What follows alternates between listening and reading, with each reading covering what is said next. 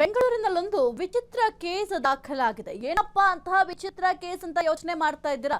ನಿಜಕ್ಕೂ ಕೂಡ ಇದು ಬಹಳ ಒಂದು ವಿಚಿತ್ರ ಪ್ರಕರಣ. ಬೆಂಗಳೂರಿನಲ್ಲೊಂದು ವಿಚಿತ್ರ ಕೇಸ್ ದಾಖಲಾಗಿದೆ. ಫಸ್ಟ್ ನೈಟ್ ನಡೆದಿಲ್ಲ ಅಂತ ಪತ್ನಿ ಠಾಣೆ ಮೆಟ್ಟಿಲೇರಿದ್ರಂತೆ. ಗಂಡನ ವಿರುದ್ಧ ಪೊಲೀಸರಿಗೆ ದೂರು ನೀಡಿದ ಹೆಂಡತಿ.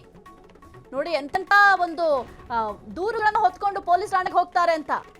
ಲೈಂಗಿಕ ಸಂಪರ್ಕದಿಂದ ದೂರವಿದ್ದಾನೆ ಅಂತ ದೂರನ್ನ ದಾಖಲು ಮಾಡಿದ್ದಾರಂತೆ.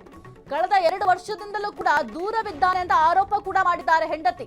2024ರ ಜೂನ್ನಲ್ಲಿ ಮದುವೆಯಾಗಿದ್ದಂತಹ ದಂಪತಿ. ಬೆಂಗಳೂರಿನಲ್ಲೊಂದು ವಿಚಿತ್ರ ಕೇಸ್ ದಾಖಲಾಗಿದೆ. ನಾವು ಸಾಕಷ್ಟು ಕಂಪ್ಲೇಂಟ್ಗಳನ್ನ ನೋಡಿರ್ತೀವಿ. ಎಂತೆಂಥ ಕೇಸ್ಗಳಿಗ ಏನೋ ಕಳ್ತನ ಆಯ್ತು ಅಥವಾ ಗಂಡನ ಮೇಲೆ ಹಲ್ಲೆ ಮಾಡ್ದ, ವರದಕ್ಷಿಣೆ ಕಿರುಕುಳ ಕೊಡ್ತಾ ಇದ್ದಾನೆ, ಈ ರೀತಿಯ ಸಾಕಷ್ಟು ಕೇಸ್ಗಳನ್ನ ನಾವು ನೋಡಿರ್ತೀವಿ.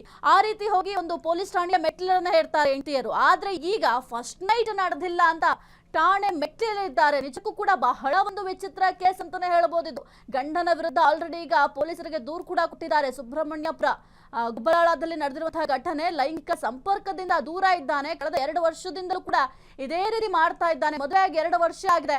ಆದ್ರೆ ನಮ್ಗೆ 2 ವರ್ಷ ಆದ್ರೂ ಕೂಡ ಫಸ್ಟ್ ನೈಟೇ ಆಗಿಲ್ಲ ಅಂತ ದೂರು ದಾಖಲು ಮಾಡಿದ್ದಾರೆ. 2024 ಜೂನ್ ನಲ್ಲಿ ಮದುವೆ ಆಗಿದ್ರಂತೆ. ಅವಾಗಿನಿಂದಲೂ ಕೂಡ ಒಂದು ಲೈಂಗಿಕ ಸಂಪರ್ಕ ಬೆಳೆಸಿಲ್ಲ ಅಂತ ಈಗ ಹೆಂಡತಿ ಗಂಡನ ವಿರುದ್ಧವಾಗಿ ದೂರನ್ನ ದಾಖಲು ಮಾಡಿದ್ದಾರೆ. ಕ್ಷಣ ಕ್ಷಣದ ಸುದ್ದಿಗಳಿಗಾಗಿ ಫ್ರೀಡಂ ಟಿವಿ ಸಬ್ಸ್ಕ್ರೈಬ್ ಮಾಡಿ, ಲೈಕ್ ಮಾಡಿ ಹಾಗೂ ಫಾಲೋ ಮಾಡಿ. ಹೊಸ ಸುದ್ದಿಗಳ ನೋಟಿಫಿಕೇಶನ್ಗಾಗಿ ಬೆಲ್ ಐಕಾನ್ ಮೇಲೆ ಕ್ಲಿಕ್ ಮಾಡಿ.